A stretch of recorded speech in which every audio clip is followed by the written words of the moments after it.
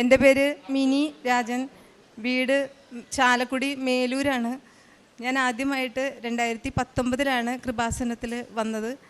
കൃപാസനത്തിൽ വന്നത് എല്ലാവരെയും പോലെ തന്നെ കൃപാസനം പത്രത്തിലൂടെ തന്നെയാണ് ഞാൻ ഈ കൃപാസനത്തെ പറ്റി അറിയുന്നത്. അത് എൻ്റെ അമ്മ ആലുവ ആശുപത്രിയിൽ കിടക്കുമ്പോൾ ഞാൻ അമ്മയെ കണ്ടിട്ട് തിരിച്ച് ചാലക്കുടിക്ക് പോകാൻ വേണ്ടിയിട്ട് തൃശ്ശൂർ ബസ്സിൽ കയറിയിരിക്കുമ്പോൾ ഒരു കഷ്ണം പത്രം സീറ്റിൻ്റെ താഴെ കിടക്കുന്നത് ഞാൻ കണ്ടു. അത് പലരും ചവിട്ടി മണ്ണായൊരു കഷ്ണം പത്രമായിരുന്നു. പക്ഷേ ഞാൻ ചവിട്ടിയില്ല. ഞാനത് എടുത്ത് നോക്കിയപ്പോൾ കൃപാസനത്തിൽ വന്ന് ഉടമ്പടി എടുത്ത് പ്രാർത്ഥിച്ചിട്ട് കിട്ടിയ അനുഗ്രഹ സാക്ഷ്യങ്ങൾ ഒരു 2-3 എണ്ണം ഉണ്ടായിരുന്നു അതിനകത്ത്. അപ്പോൾ ഞാൻ വായിച്ചു. അത് കൃപാസനം എവിടെയാണ്, ആലപ്പുഴ, ഇതൊന്നും എനിക്കറിയില്ലായിരുന്നു. പിന്നെ വീട്ടിൽ കൊണ്ടുവന്നിട്ട് അത് ഞാൻ ഹിന്ദുവാണ്. അപ്പോൾ എന്നാലും ഞങ്ങളുടെ വീട്ടിൽ ബൈബിളുണ്ട്. കാരണം എനിക്ക് ആദ്യം മുതൽ ഈശോയും മാതാവിനെയും ഒക്കെ ഭയങ്കര ഇഷ്ടമാണ്. ഈ ദൈവവചനം എനിക്ക് ഒരുപാട് ആശ്വാസം എനിക്ക് നൽകിയിട്ടുണ്ട്. അപ്പോൾ അതുകൊണ്ട് ഇത് ബൈബിളിലുള്ള വചനങ്ങളാണെന്ന് മനസ്സിലാക്കി ഞാനൊരു പൂക്കടയിലാണ് ജോലി ചെയ്തിരുന്നത് ചാലക്കുടിയിൽ. അപ്പോൾ അവിടെ പൂ വാങ്ങാൻ വന്നൊരു ചേച്ചിയോട് പറഞ്ഞിട്ട് ആ ചേച്ചി എനിക്ക് ഒരു ബൈബിള് കൊണ്ട് തന്നു. ഞാനത് വീട്ടിൽ വെച്ച് എനിക്ക് സങ്കടം വരുമ്പോഴൊക്കെ തുറന്ന് നോക്കി വായിക്കാറുണ്ട്. അപ്പോൾ ദൈവവചനം ഉപകാരപ്പെടുന്നത് സങ്കടങ്ങളുള്ളവർക്കാണ്. കാരണം വലിയ ആശ്വാസം കിട്ടും വചനങ്ങൾ. അപ്പോൾ ആ വചനങ്ങളിലൂടെയാണ് എനിക്ക് ഇങ്ങനെ ഈ വിശ്വാസത്തിൽ ഞാൻ പിടിച്ചു നിന്നത്. അങ്ങനെ കൃപാസനത്തിൽ വന്നത് കാരണം അപ്പോൾ ഇങ്ങനെ ഏതാണെന്നൊന്നും എനിക്ക് അറിയില്ലായിരുന്നു. ഞാൻ ഒരു ദിവസം കടയിൽ ഇങ്ങനെ ജോലി ചെയ്തുകൊണ്ടിരിക്കുന്ന സമയത്ത് അപ്പോൾ കൃപാസനത്തിൽ വരണം എന്നുള്ളൊരു വലിയ ആഗ്രഹം എനിക്കുണ്ടായിരുന്നു. പക്ഷേ എങ്ങനെ വരും, ആരും ഒന്നും കേൾക്കണില്ല. പിന്നെ വീട്ടിൽ ഭർത്താവിനൊന്നും അത് വിശ്വാസമില്ല. ആരോട് പറഞ്ഞാൽ വരണേ, അങ്ങനെ ഒരു വലിയ ആഗ്രഹം മനസ്സിൽ ഞാൻ കൊണ്ടു നടന്നു. അങ്ങനെയാണ് ഒരു സഹോദരൻ കൃപാസനം പത്രം കൊണ്ടൊരു ദിവസം കടയിലേക്ക് വന്നത്. ആ പത്രം എൻ്റെ കയ്യിൽ തന്നിട്ട് സഹോദരൻ പറഞ്ഞു, ഇത് കൃപാസനം മാതാവിൻ്റെ ഒരുപാട് ഉടമ്പടി സാക്ഷ്യങ്ങളുള്ള പത്രമാണ് എന്ന് പറഞ്ഞ് തന്നു. അപ്പോൾ ഞാനത് വാങ്ങി എൻ്റെ നെഞ്ചോട് ചേർത്ത് പിടിച്ചു. പിന്നെ ചോദിച്ചത് കൃപാസനത്തിലേക്ക് വരാൻ ആഗ്രഹമുണ്ടോ എന്ന് ചോദിച്ചു. ഞാൻ പറഞ്ഞു ഒരുപാട് ആഗ്രഹമുണ്ടെന്ന് പറഞ്ഞു. ചാലക്കുടിയിൽ നിന്ന് സ്ഥിരം ബസ് എല്ലാ മാസവും പോകുന്നുണ്ട്. അപ്പോൾ അങ്ങനെയാണെങ്കിൽ പറഞ്ഞോളൂ, കൊണ്ടുപോകാമെന്ന് പറഞ്ഞു. ആ സഹോദരൻ്റെ ഫോൺ നമ്പർ എനിക്ക് ആ പത്രത്തിൽ തന്നെ എഴുതി തന്നു. അങ്ങനെ ഞാനിവിടെ സ്ഥിരമായിട്ട് വരാൻ തുടങ്ങി. അന്ന് ഇവിടെ ഹിന്ദുസിന് ഉടമ്പടി കൊടുക്കില്ലായിരുന്നു. അപ്പം ഞാനിവിടെ മാതാവിൻ്റെ അടുത്ത് വന്ന് ഇവിടെ ഇരുന്ന് കരഞ്ഞു പ്രാർത്ഥിക്കും. അപ്പോൾ എൻ്റെ ഏറ്റവും വലിയ ആഗ്രഹം, എൻ്റെ മകൻ വിഷ്ണു സംസാരിക്കില്ല. അപ്പോൾ അവന് കല്യാണപ്രായമായി, വിവാഹം കഴിക്കാൻ അവന് നല്ല ആഗ്രഹമുണ്ട്. അവന് ചേർന്നൊരു ഇണയെ കിട്ടാൻ ഞാൻ, കർത്താവ് പറഞ്ഞിട്ടുണ്ടല്ലോ മനുഷ്യന് ചേർന്ന ഇണയെ, മനുഷ്യനേകനായിരിക്കുന്നത് നന്നല്ല, അവന് ചേർന്നൊരു ഇണയെ ഞാൻ നൽകുമെന്ന കർത്താവിൻ്റെ വചനം പറഞ്ഞ് നമ്മുടെ അച്ഛൻ ഇവിടെ ശുശ്രൂഷ ചെയ്യുമ്പോൾ ഞാൻ പ്രാർത്ഥിച്ചുകൊണ്ടിരുന്നു. അപ്പോൾ എനിക്ക് മാതാവ് ഒരു കല്യാണവേദി കാണിച്ചു തന്നു. ഈ ഭാഗത്തായിട്ടൊരു കല്യാണവേദി എനിക്ക് മാതാവ് കാണിച്ചു തന്നു. അവിടെ വിവാഹവേഷം അണിഞ്ഞ ഒരു വധുവും വരനും നിൽക്കുന്നത് ഞാൻ കണ്ടു. വധുവിൻ്റെ മുഖം ക്ലിയർ അല്ല, വരൻ എൻ്റെ മകനാണ്. താലിമാല കോർത്ത് കയ്യിൽ പിടിച്ചിട്ടുണ്ട്. അങ്ങനെ എൻ്റെ ആഗ്രഹം കൊണ്ട് എനിക്ക് തോന്നിയതാണെന്ന് ഞാൻ വിചാരിച്ചു. പക്ഷേ അല്ല, പല പ്രാവശ്യം അമ്മ എനിക്കത് കാണിച്ചു തന്നു. അങ്ങനെ ഞങ്ങൾ തിരിച്ചു പോകുമ്പോൾ 50 പേരുള്ള ആ ബസ്സിൽ ഞാനത് സാക്ഷ്യപ്പെടുത്തി. എൻ്റെ മകന് നല്ല ചേർന്നൊരു പെൺകുട്ടിയെ നൽകി കർത്താവ് അനുഗ്രഹിച്ചു. ഇതാണ് മരുമകളാണ്, പേര് ധന്യ. പിന്നെ 2 മാസം കഴിഞ്ഞ് ഇവൾ ഗർഭിണിയായപ്പോൾ പിന്നെ ഞാൻ ആഗ്രഹിച്ചത് ഇവർക്ക് 2 പേർക്ക് സംസാരിക്കാൻ കഴിയുന്ന ഒരു കുഞ്ഞിനെ തന്നെ കൊടുക്കണം. 2 പേരും മിണ്ടാത്തതല്ലേ, അപ്പോൾ അവർക്ക് വേണ്ടി സംസാരിക്കുന്ന ഒരു കുഞ്ഞിനെ തരണേ മാതാവേ എന്നായിരുന്നു എൻ്റെ പ്രാർത്ഥന. ഇവിടെ എന്നെ കൊണ്ടുവന്ന സാറിൻ്റെ പേര് എഡ്വിൻ സാർ എന്നാണ്. ആൾ സെയിൽ ടാക്സ് ഓഫീസറാണ്. അപ്പോൾ ഞാൻ ഇവിടെ നിന്ന് പ്രത്യേകമായിട്ട് സാറിന് നന്ദി പറയുകയാണ്. ഇവിടെ കൊണ്ടുവന്നതിനെ ഓർത്ത് സാറിന് ഒരുപാട് നന്ദി പറയുന്നു. മാതാവിൻ്റെ വലിയൊരു ഭക്തനാണ് സാർ. ഇവിടെ ഇടയ്ക്കിടയ്ക്ക് സാക്ഷ്യം പറയുന്നതാണ്. അപ്പോൾ സാർ എന്നോട് ചോദിച്ചു മിനിയുടെ ആഗ്രഹം എന്താണ്. അപ്പോൾ ഞാൻ പറഞ്ഞു, സാറേ മോള് നന്നായി മോൾക്കും മോനും വേണ്ടി സംസാരിക്കുന്ന ഒരു കുഞ്ഞിനെ തന്നെ മാതാവ് തരണേ. അപ്പോൾ സാറ് പറഞ്ഞു, മിനി പേടിക്കണ്ട, എൻ്റെ ഉടമ്പടി പുതുക്കുമ്പോൾ അതിലൊരു നിയോഗമായിട്ട് ഞാൻ വെച്ചോളാമെന്ന് പറഞ്ഞു. അത് കഴിഞ്ഞ് പിന്നെ 2022 ഒക്ടോബർ 14 ഇവിടെ വന്നപ്പോൾ ഹിന്ദുസിന് ഉടമ്പടി കൊടുക്കുന്നുണ്ടെന്ന് അറിഞ്ഞപ്പോൾ ഞാൻ ഉടമ്പടി എടുത്തു. ഞാൻ അതിൽ ഫസ്റ്റ് നിയോഗമായിട്ട് വെച്ചത് അത് തന്നെയാണ്. മോള് ഗർഭിണിയാണ്, അപ്പോൾ അവർക്ക് സംസാരിക്കുന്ന കുഞ്ഞിനെ തന്നെ തരണേ അമ്മയെന്ന് ഞാൻ പ്രാർത്ഥിച്ചു. അപ്പോൾ എനിക്കങ്ങനെ ഒരുപാട് നിയോഗങ്ങൾ വെച്ച് അത് സാധിച്ചു കിട്ടി. ഇവിടുന്ന് നന്ദി പറഞ്ഞു പോകാനല്ല, ജീവിതകാലം മുഴുവനും ഈ ദേവാലയവുമായിട്ടൊരു ബന്ധം പുലർത്തി പോകാനാണ് എനിക്ക് നിത്യതയാണ് വേണ്ടത്. എൻ്റെ മരണം വരെ ഈശോ എനിക്കും മാതാവിനും നന്ദി പറഞ്ഞുകൊണ്ട് എനിക്കറിയാവുന്നത് പോലെ എല്ലാവരോടും ഞാൻ പറയും, ഇവിടെ വന്ന് സങ്കടങ്ങൾ ആര് പറഞ്ഞാലും ഞാൻ ഈ ദേവാലയമാണ് പറഞ്ഞു കൊടുക്കുന്നത്. അപ്പോൾ ഒത്തിരി അനുഗ്രഹങ്ങൾ എൻ്റെ കുടുംബത്തിന് മാതാവ് തന്നതുകൊണ്ടാണ് എനിക്ക് അങ്ങനെ പറയാൻ സാധിക്കുന്നത്. അതുപോലെ ഇവള് ഒരു 5 മാസം ഗർഭിണിയായിരിക്കുമ്പോൾ ഇവളുടെ വീട്ടിലായിരുന്നു. അപ്പോൾ ഞാനും മോനും കൂടി കൊണ്ടുവരാൻ വേണ്ടി പോയി. കല്യാണം കഴിഞ്ഞിട്ട് ആദ്യത്തെ വിഷു ആയിരുന്നു. അപ്പോൾ ഞങ്ങൾക്കിങ്ങനെ കൈനീട്ടമൊക്കെ കൊടുത്ത് കൊണ്ടുവരണം എന്നൊരു ചടങ്ങുള്ളത് കൊണ്ട് ഞങ്ങളങ്ങനെ പോയതാണ്. അപ്പോൾ തിരിച്ചു വരുമ്പോൾ ഓട്ടോറിക്ഷയിലാണ്, ബസ് വരുന്നിടം വരെ കുറേ ഉള്ളേരിയയിലാണ് വീട്, പാലക്കാടാണ്. അപ്പോൾ ഓട്ടോറിക്ഷ ഇങ്ങനെ ഓടിക്കൊണ്ടിരിക്കുന്ന ഓട്ടോറിക്ഷ പെട്ടെന്ന് മുന്നു കുത്തി ഒരു 2-3 പ്രാവശ്യം മറിഞ്ഞിട്ട് സൈഡ് തിരിഞ്ഞു വീണു. ഓട്ടോറിക്ഷ ആയതുകൊണ്ട് അത് വല്ലാതെ ചളങ്ങിപ്പോയി. കരച്ചിലും ബഹളവും കേട്ട് അവിടെ ഓടിക്കൂടിയ ആൾക്കാരാണ് അതിൽ നിന്ന് ഞങ്ങളെയൊക്കെ പിടിച്ച് പുറത്തേക്ക് കടത്തിയത്. അപ്പോൾ വണ്ടി കണ്ട ആരും കിട്ടുമെന്ന് വിചാരിക്കില്ല. അപ്പോൾ അവളുടെ അമ്മയ്ക്ക് മാത്രമാണ്, അമ്മയുണ്ടായിരുന്നു, അമ്മയ്ക്ക് മാത്രം ഇത്തിരി കാലിന് സീരിയസ് ആയിട്ട് പറ്റിയുള്ളൂ. എങ്കിലും എല്ലാവരും കൂടി ഞങ്ങളെ അടുത്തുള്ള ഹോസ്പിറ്റലിലേക്ക് കൊണ്ടുപോയി. അവിടെ ചെന്നപ്പോൾ ധന്യ ഗർഭിണിയാണെന്ന് പറഞ്ഞപ്പോൾ ഡോക്ടർ പറഞ്ഞു, കുട്ടീനെയും കൊണ്ട് എത്ര വേഗം വള്ളുവനാട് ഹോസ്പിറ്റലിൽ എത്തിക്കണം, വിദഗ്ധ ചികിത്സ വേണ്ടി വരും, ഗർഭിണിയല്ലേ എന്ന് പറഞ്ഞു. അവിടെ ചെന്ന് ആക്സിഡൻറ്റ് കേസാണെന്ന് പറഞ്ഞപ്പോൾ പെട്ടെന്ന് തന്നെ അവർ കയറ്റി, സ്കാനിങ് സെൻറ്ററിലേക്ക് കയറ്റി. ഞാൻ ഇവളുടെ കഴുത്തിൽ ഒരു കൊന്തയിൽ മാതാവിൻ്റെ ലോക്കറ്റ് ഇട്ട് കൊടുക്കുമായിരുന്നു. അപ്പോൾ ഇവർക്കും വലിയ വിശ്വാസമൊന്നും ഉള്ളവരല്ലെങ്കിലും ഞാൻ പറഞ്ഞു, അവർക്കും വിശ്വാസമായി. ഞാൻ പറഞ്ഞു, അമ്മ മാതാവ് നിന്നെയും കുഞ്ഞിനെയും നോക്കിക്കോളും, ഒരു കുഴപ്പവും വരില്ല എന്ന് പറഞ്ഞു. അവളുടെ അമ്മയ്ക്കും മാലയമ്മ ഞാൻ ഇട്ട് കൊടുത്തിട്ടുണ്ട്. അങ്ങനെ സ്കാനിങ് സെൻറ്ററിൻ്റെ പിന്നിൽ നിന്ന് ഞാൻ പുറത്ത് നിന്ന് ഞാൻ ഈ ജപമാല ചൊല്ലി പ്രാർത്ഥിച്ചുകൊണ്ടിരിക്കുക. അവിടെ എത്തുന്നത് വരെ എൻ്റെ ജപമാല ഞാൻ ഇവളുടെ വയറ്റിൽ നിന്ന് എടുത്തിട്ടില്ല. മാതാവേ, ഈ കുഞ്ഞിനെ നഷ്ടപ്പെടാതെ ഒരു കുഴപ്പം വരാതെ ഇവർക്ക് കൊടുക്കണേ. 5 മാസം അവൾ ഉദരത്തിൽ കൊണ്ടു നടന്നതല്ലേ. അമ്മയ്ക്കറിയാലോ അമ്മേ ഒരു ഗർഭിണിയുടെ അവസ്ഥ, അമ്മ ഈ അവസ്ഥയിലൂടെ കടന്നു വന്നതല്ലേ അമ്മേ എന്ന് പറഞ്ഞ് ഞാൻ കരഞ്ഞ് പ്രാർത്ഥിച്ചുകൊണ്ടിരുന്നു. അങ്ങനെ കുറച്ച് നേരം കഴിയുമ്പോൾ സിസ്റ്റർ വന്ന് വാതിൽ തുറന്നിട്ട് ചോദിച്ചു, ധന്യയുടെ അമ്മയാണോ എന്ന് ചോദിച്ചു. അതേന്ന് പറഞ്ഞു. ദേ ഡോക്ടർ വിളിക്കണമെന്ന് പറഞ്ഞു. ഞാൻ അകത്ത് ചെന്നപ്പോൾ ഡോക്ടർ പറഞ്ഞു, അമ്മ എന്തിനാ അമ്മയെ കരയുന്നേ, കുഞ്ഞ് ഒരു കുഴപ്പമില്ല, ഇങ്ങനെ ഒരു ആക്സിഡൻറ്റ് പറ്റിയത് ഈ ആൾ അറിഞ്ഞിട്ടില്ല കേട്ടോ, എത്ര സേഫായിട്ടാണ് കുട്ടി കിടക്കണേന്ന് നോക്കിയെന്ന് പറഞ്ഞ് ആ കമ്പ്യൂട്ടർ തിരിച്ചെന്നെ കാണിച്ചു തന്നു. അപ്പോൾ അമ്മ മാതാവ് അനുഗ്രഹിച്ച് നൽകിയ കുഞ്ഞാണിത്. പിന്നെ കുഞ്ഞ് നന്നായിട്ട് ഇപ്പോൾ 1 വയസ്സായി, നന്നായിട്ട് 8 മാസമായപ്പോഴേക്കും അവൾ നന്നായിട്ട് അച്ഛ അമ്മയെന്നൊക്കെ വിളിച്ച് സംസാരിക്കാൻ തുടങ്ങി. അത് കൃപാസനം മാതാവ് ഈശോയും ഞങ്ങൾക്ക് നൽകിയ വലിയൊരു അനുഗ്രഹമാണ്. ഞങ്ങളുടെ കുടുംബത്തിൻ്റെ ഏറ്റവും വലിയ ആഗ്രഹമായിരുന്നു അത്. അതിന് ഒരുപാട് നന്ദി പറയുന്നു. പിന്നെ ഞങ്ങൾക്ക് കിട്ടിയ ഒരുപാട് സംരക്ഷണങ്ങൾ, ആ ഓട്ടം പറഞ്ഞ് മരണം പോലും സംഭവിക്കാവുന്ന അപകടത്തിൽ നിന്ന് ഞങ്ങളെ രക്ഷിച്ചു. അതുപോലെ തന്നെ ഇവളുടെ വീട്ടിൽ പോയിട്ട് ഒരു ദിവസം തിരിച്ച് മോൻ ബൈക്കിൽ വരുമ്പോൾ, ഇപ്പോൾ എത്ര ദൂരമാണെങ്കിലും അവൻ ബൈക്കിനാണ് പോകുന്നത്. പിന്നെ കുതിരാൻ കയറ്റം കയറിയിട്ട് വാണിയമ്പാറ എന്നൊരു സ്ഥലം കൂടി, അതൊരു ഉള്ളേരിയാണ്, കുറേ കാടും ഒക്കെ ആയിട്ടുണ്ട്. പക്ഷേ വഴി നല്ല വഴിയാണ്, അത്യാവശ്യം തിരക്ക് കുറഞ്ഞ റോഡായതുകൊണ്ട് അവൻ സംസാരിക്കാൻ കഴിയാത്ത ആളല്ലേ. അപ്പോൾ അങ്ങനെയാണ് അവൻ പോയിക്കൊണ്ടിരുന്നത്. തിരിച്ച് ഒരു ദിവസം അവൻ വരുമ്പോൾ നല്ല മഴയുണ്ട്. അപ്പോൾ അവിടെ നിന്ന് ഇറങ്ങുമ്പോൾ അവളുടെ അമ്മ വിളിച്ചു പറയും, വിഷ്ണു ഇറങ്ങിയിട്ടുണ്ടെന്ന് പറയും. ഇവിടെ വരുമ്പോൾ ഞാനും പറയും വിഷ്ണു വന്നു എന്ന്. അത് സമാധാനത്തിന് വേണ്ടി പറയണതാ. അപ്പോൾ ഒരു 5 മണിയൊക്കെ നേരത്ത് മോൻ എന്നെ വിളിച്ചിട്ട് പറഞ്ഞു, അല്ലെങ്കിൽ വീഡിയോ കോൾ ചെയ്യാണ്. അപ്പോൾ ഞാൻ എന്താണ് അവനങ്ങനെ വീഡിയോ കോൾ ചെയ്യാറില്ല. അപ്പോൾ ഞാൻ ഓൺ ചെയ്തപ്പോൾ അവൻ ഒരു മഴയൊക്കെ ഉണ്ട്, ഭയങ്കര ഇരുട്ടായിട്ട് നിൽക്കുന്ന ഒരു സമയം, ചുറ്റും കാടാണ്.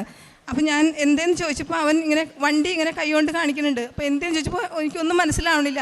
അപ്പോൾ എനിക്ക് മനസ്സിലായി അവന് എന്തെങ്കിലും അപകടം സംഭവിച്ചിട്ടുണ്ടാവുമെന്ന് എനിക്ക് മനസ്സിലായി. ഞാൻ മാതാവിനോട് പറഞ്ഞു, മാതാവേ എൻ്റെ മോൻ അവിടെ ഒറ്റയ്ക്കാണ്, അമ്മയുടെ മകനും ഒറ്റയ്ക്കായി പോയ സാഹചര്യങ്ങളില്ലേ അമ്മേ, അത് ഓർത്തുകൊണ്ട് എൻ്റെ മോന് തുണയേകണേ മാതാവേ എന്ന് പറഞ്ഞ് കൃപാസന അമ്മയോട് ഞാൻ പ്രാർത്ഥിച്ചു കൊണ്ടിരുന്നു.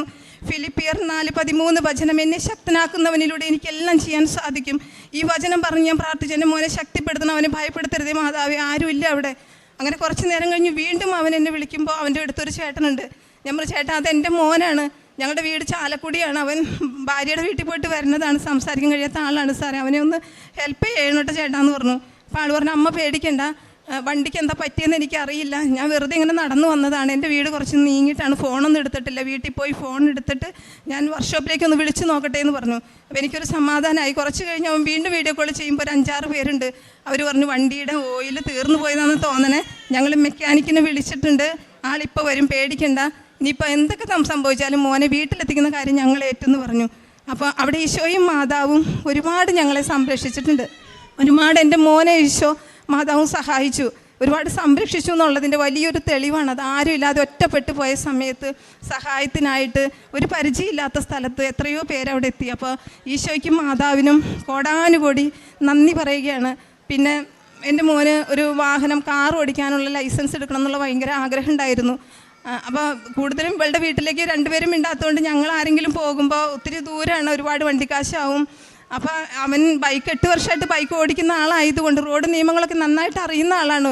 ഇന്നുവരെ ഒരു പ്രശ്നം ഉണ്ടായിട്ടില്ല.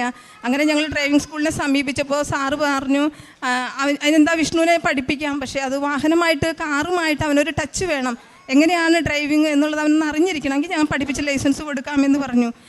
അങ്ങനെ ഒരു വാഹനം അതപ്പോൾ പഠിപ്പിക്കാനിപ്പോൾ ആരാ തരണേ, ആരും എത്ര വേണ്ടപ്പെട്ടവർക്കുണ്ടെങ്കിലും ആരും തരില്ലല്ലോ. അപ്പോൾ എൻ്റെ സഹോദരിയുടെ മകനോട് ഞാനിത് പറഞ്ഞപ്പോൾ പറഞ്ഞു വണ്ടി ഓടിച്ച് പഠിച്ച് ഡ്രൈവിംഗ് ലൈസൻസ് കിട്ടി അവന് വാഹനം വാങ്ങില്ല മേമേ, അപ്പോൾ അതുകൊണ്ട് ഒരു വാഹനം ആദ്യം തന്നെ വാങ്ങിക്കുമെന്ന് പറഞ്ഞു. അങ്ങനെ ഒരു മാതാവിനോട് ഞാൻ എന്ത് കാര്യം വന്നാലും ഞാനിവിടെ കൃപാസനത്തിൽ ഓടി വന്ന് മാതാവിനോട് ചോദിക്കും, അമ്മ ഇങ്ങനെ ഒരു തീരുമാനമുണ്ട് അമ്മേ, അമ്മ സഹായിക്കണോ അനുഗ്രഹിക്കണമെന്ന്. അങ്ങനെ മാതാവിൻ്റെ അനുഗ്രഹം കൊണ്ട് ഒരു സെക്കൻഡ് ഹാൻഡ് വാഹനം വാങ്ങിച്ചു. ആ വാഹനം ഓടിച്ചാണ് എൻ്റെ മകൻ പഠിച്ചത്. ഒറ്റ ദിവസം കൊണ്ട് തന്നെ അവൻ പഠിക്കുകയും ചെയ്തു. അങ്ങനെ ലൈസൻസിൻ്റെ സമയമായി. ടെസ്റ്റ് എച്ച് ക്ലാസ്സും റോഡ് ക്ലാസ്സും അവൻ നന്നായിട്ട് പാസ്സായി. ആ റോഡ് ക്ലാസ് കഴിഞ്ഞപ്പോൾ ആ സാറ് പറഞ്ഞു, ഇവനോട് എന്തോ സംസാരിച്ചു. അപ്പോൾ സംസാരിക്കാൻ കഴിയില്ലാത്ത ആളാണെന്ന് അറിയാം സാറിന്. എന്നിട്ടും സാർ എന്തോ ചോദിച്ചത് അവന് മനസ്സിലായില്ല. കാരണം അവന് ചെവി കേൾക്കാം, പക്ഷേ ആംഗ്യഭാഷ മാത്രമേ വശമുള്ളൂ. അപ്പോൾ ഈ സാറ് അവനെ ഒരിക്കലും ലൈസൻസ് അനുവദിക്കില്ല എന്ന് പറഞ്ഞുകൊണ്ട് എഴുതി തന്നു. ഒരു റീടെക്സ്റ്റ് പോലും സാർ എഴുതി തന്നില്ല. പിറ്റേ ദിവസം തന്നെ ഞാൻ ഇവിടെ കണ്ണീരോടുകൂടി ഇവിടെ വന്ന് മാതാവിൻ്റെ അടുത്ത് നിന്ന് ആ ഡ്രൈവിംഗ് സ്കൂളിലെ സാറും പറഞ്ഞു, മിനി സാറ് ഒരു റീടെസ്റ്റ് പോലും എഴുതി തന്നില്ലല്ലോ, എത്ര നന്നായിട്ട് അവൻ ഡ്രൈവ് ചെയ്യണത്, സംസാരിക്കുന്നവർ പോലും ഇത്ര ശ്രദ്ധിച്ചു വാഹനം ഓടിക്കാറില്ല എന്ന് പറഞ്ഞു. ഞാൻ കണ്ണീരോടുകൂടെ സങ്കടത്തോടെ ഇവിടെ വന്ന് ഞാൻ മാതാവിൻ്റെ അടുത്ത് നിന്ന് പ്രാർത്ഥിച്ചു, അമ്മേ വാഹനം വാങ്ങിക്കുകയും ചെയ്തല്ലോ അമ്മേ, അവന് എന്തൊരാഗ്രഹം അമ്മേ, എന്നിട്ട് എൻ്റെ മോൻ പാസ്സായിട്ട് പോലും കിട്ടിയില്ല, മനുഷ്യൻ എഴുതി തള്ളിയാലും ദൈവം എഴുതി തള്ളിയല്ലോ മാതാവി എന്ന് പറഞ്ഞ് ഞാൻ കണ്ണുനീരോടുകൂടി, എൻ്റെ കണ്ണുനീര് അത്രമാത്രം ഈ ദേവാലയത്തിൽ വീണിട്ടുണ്ട്. ഓരോ ആവശ്യങ്ങൾ വരുമ്പോഴും എനിക്ക് ഏക ആശ്രയം ഈ കൃപാസന മാതാവാണ്. അമ്മ മാതാവിനോട് ഞാൻ പ്രാർത്ഥിച്ചുകൊണ്ടിരിക്കുന്ന സമയത്ത് എൻ്റെ ഫോൺ ബെല്ലടിക്കുകയാണ്. സാധാരണഗതിയിൽ ഞാനങ്ങനെ ഫോൺ എടുക്കാറില്ല. ഫോൺ എടുത്ത് നോക്കിയപ്പോൾ ഡ്രൈവിംഗ് സ്കൂളിലെ സാറാണ്. വ്യാഴാഴ്ച മോന് റീടെസ്റ്റിന് വന്നിട്ടുണ്ട്, വരാൻ പറ്റുമോ എന്ന് ചോദിച്ചു. 10 മണിയാകുമ്പോൾ ഞാൻ പറഞ്ഞു വരാൻ സാറേ എന്ന് പറഞ്ഞു ഇവിടുന്ന് മാതാവിനോട് നന്ദി പറഞ്ഞ് പോയി. ആ ടെസ്റ്റ് മോൻ പാസ്സായി, അവന് ലൈസൻസ് കിട്ടി. ഞാൻ ഇവിടെ കൊണ്ടുവന്ന് മാതാവിൻ്റെ നടക്കെ മാതാവിന് സമർപ്പിച്ച് നന്ദി പറഞ്ഞ് പ്രാർത്ഥിച്ചു. അങ്ങനെ ഒരുപാട് അനുഗ്രഹങ്ങൾ എനിക്ക് എൻ്റെ കുടുംബത്തിന് മാതാവ് തന്നിട്ടുണ്ട്. ഞാൻ ഇനിയും ഇവിടെ വന്ന് സാക്ഷ്യം പറയും. എനിക്ക് ഇനിയുമുണ്ട് മാതാവിനെ ഞാൻ ഏൽപ്പിച്ചിരിക്കുന്ന കാര്യങ്ങൾ, അതൊക്കെ ശരിയായിക്കൊണ്ടിരിക്കുന്നു. ഞാൻ ഒരുപാട് സന്തോഷത്തിലോട് കൂടിയാണ് ഞാൻ ഈ നന്ദി പറയുന്നത്. കാരണം ഓരോ മക്കളും ഇവിടെ നിന്ന് സാക്ഷ്യം പറയുമ്പോൾ ഞാനത് കരഞ്ഞുകൊണ്ടാണ് ഞാനത് കേൾക്കാറ്. കാരണം എൻ്റെ വലിയൊരു ആഗ്രഹമായിരുന്നു, ഞാൻ സ്വപ്നം കണ്ട് നടന്നു ഇവിടെ വന്ന് നിന്ന് സാക്ഷ്യം പറയുന്നത്. എനിക്കത് മാതാവ് സാധിച്ചു തന്നതിനെ ഓർത്ത് ഞാൻ ഒരുപാട് നന്ദി പറയുന്നു. പിന്നെ കാരുണ്യ പ്രവർത്തനമായാലും എൻ്റെ ഭർത്താവിന് ഒരു കൂലിപ്പണിയാണ്, അത് സ്ഥിരമായിട്ട് പണി ഉണ്ടാവാറില്ല, ആൾ മദ്യപിക്കുന്ന ആളുമാണ്. പിന്നെ മകന് വരുമാനം കുറവാണ്. എനിക്കുണ്ടായിരുന്ന ജോലി മക്കളുടെ വിവാഹവും പ്രസവമൊക്കെ ആയപ്പോൾ എനിക്കത് നഷ്ടപ്പെട്ടു. അപ്പോൾ കാരുണ്യ പ്രവർത്തനങ്ങൾ ചെയ്യാൻ ഞാൻ ഈ പത്രം വാങ്ങിച്ച് വിതരണം ചെയ്തല്ലാതെ കാരുണ്യ പ്രവർത്തനം ചെയ്യാൻ എനിക്ക് അങ്ങനെ വേറൊരു വഴിയൊന്നും ഉണ്ടായിരുന്നില്ല. അപ്പം ഞാൻ അമ്മ മാതാവിനോട് പ്രാർത്ഥിച്ചു, അമ്മ എനിക്കും കൂടി ഒരു വരുമാനം ഉണ്ടെങ്കിൽ അമ്മയെ സാധിക്കൂ, കയ്യിലുണ്ടെങ്കിലല്ലേ അമ്മയെ കൊടുക്കാൻ പറ്റുള്ളൂ എന്ന് ഞാൻ സങ്കടപ്പെട്ട് അമ്മയോട് കരഞ്ഞ് പ്രാർത്ഥിച്ചപ്പോൾ ഇവിടുന്ന് ഞാൻ ഉടമ്പടി പുതുക്കി പോയതിൻ്റെ പിറ്റേ ദിവസം തന്നെ എന്നെ അടുത്തുള്ളൊരു കമ്പനിയിൽ ജോലിക്ക് വിളിച്ചു.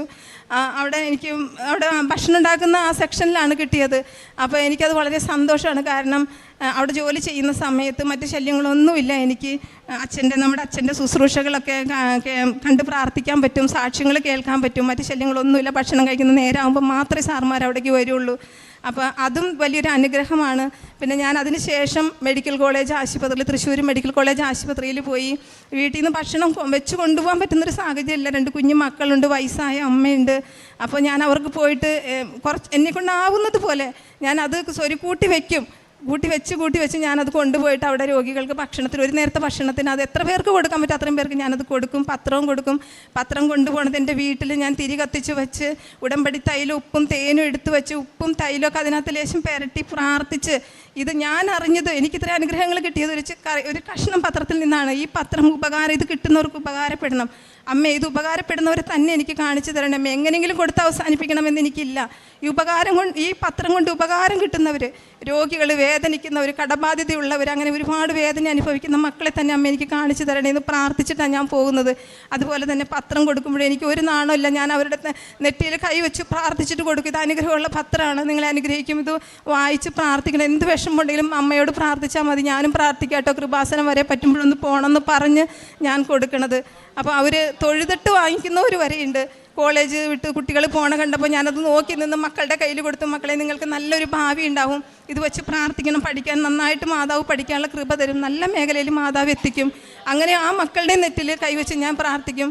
പിന്നെ അതുപോലെ തന്നെ ധന്യ പ്രസവത്തിന് ആശുപത്രിയിൽ കിടക്കുമ്പോൾ പ്രസവത്തോടടുത്ത സമയത്ത് തന്നെയാണ് അവളെ അഡ്മിറ്റ് ചെയ്തത്. പക്ഷേ 4 ദിവസമായിട്ട് അവൾക്ക് വേദനയും പ്രസവം ഒന്നും വരണില്ല. അപ്പോൾ തൊട്ടടുത്ത് കിടക്കുന്ന ഒരു കട്ടിലിൽ ഒരു പെൺകുട്ടി 3 മാസം ഗർഭിണിയാണ്. അത് ഗർഭിണിയായതിന് ശേഷം ഭക്ഷണം ഒന്നും ആ കൊച്ചു കഴിച്ചിട്ടില്ല. വെള്ളം കുടിച്ചാൽ പോലും ആ മകൾ ഛർദ്ദിച്ച് തളർന്ന അവശത നമുക്ക് ആർക്കും കണ്ടു നിൽക്കാൻ പറ്റില്ല. അപ്പോൾ ഈ ഡോക്ടർ റൗണ്ട്സിന് വന്നപ്പോൾ പറയുകയാണ്, ഇന്നും കൂടി ഞാൻ നോക്കും, പറ്റിയില്ലെങ്കിൽ നാളെ എവിടേക്കെങ്കിലും കൊണ്ടുപോക്കോ, ഈ മകൾ ഭക്ഷണം കഴിക്കാതെ ഇങ്ങനെ തളർന്ന് കിടന്നിട്ട് കാര്യമില്ല, ഗർഭിണിയല്ലേ എന്ന് പറഞ്ഞു. അവർ ഭയങ്കര അമ്പലവാസികളൊക്കെയാണ്, കണ്ടറിയാം, കൈമ കുറേ മന്ത്രച്ചരടുകളും ഒക്കെ ഉണ്ട്. എന്നാലും ഞാൻ ചോദിച്ചു, ഈ ഒരു പത്രം എൻ്റെ കയ്യിലുണ്ടായി, ചേച്ചി ഈ പത്രം മോളുടെ തലയുടെ അടുത്തുനിന്ന് വയ്ക്കുമോ ചേച്ചി, മേല് തൊട്ടിച്ചിട്ടൊന്ന് വയ്ക്കുമോ എന്ന് ചോദിച്ചു. ചേച്ചി വേഗം മേടിച്ച് വച്ചു. പിന്നെ ഞാൻ ചോദിച്ചു, ആ മോളുടെ നെറ്റിയിൽ തൊട്ട് ഞാനൊന്ന് പ്രാർത്ഥിച്ചോട്ടെ എന്ന് ചോദിച്ചപ്പോൾ ആന്ന് പറഞ്ഞ് തലയാട്ടി ഞാൻ ചെന്ന് നെറ്റിയിൽ കൈവച്ച് അമ്മയോട് പറഞ്ഞു, അമ്മേ ഈ മകൾ 3 മാസം ഉദരത്തിൽ കൊണ്ട് നടന്നതല്ലേ അമ്മേ കുഞ്ഞിനെ, ഇവൾക്ക് എന്തെങ്കിലും ആഹാരം കഴിച്ച് ഇവളുടെ ആരോഗ്യം നിലനിർത്തണേ മാതാവ്, ഈ മകളെ ഇവിടെ നിന്ന് എങ്ങും കൊണ്ടുപോകാതെ തന്നെ അമ്മ ഈ മകളെ സഹായിക്കണേന്ന് ഞാൻ കണ്ണുനീരോടുകൂടി പ്രാർത്ഥിച്ചു. കുറച്ച് നേരം കഴിഞ്ഞ് ഞാൻ ഇവിടെ എൻ്റെ മോളുടെ അടുത്ത് വന്നിരുന്ന് ഞാൻ തിരിഞ്ഞു നോക്കുമ്പോൾ ആ കുട്ടി ബെന്നും കാപ്പിയും കഴിക്കുന്നത് ഞാൻ കണ്ടു. അവളുടെ അമ്മ പറഞ്ഞു, എനിക്ക് വിശക്കണം അമ്മ, ആഹാരം കഴിക്കാൻ കൊതിയാവണമെന്ന് പറഞ്ഞ് ആ കുട്ടി ചോദിച്ച് വാങ്ങിക്കുകയാണ് ചെയ്തത്.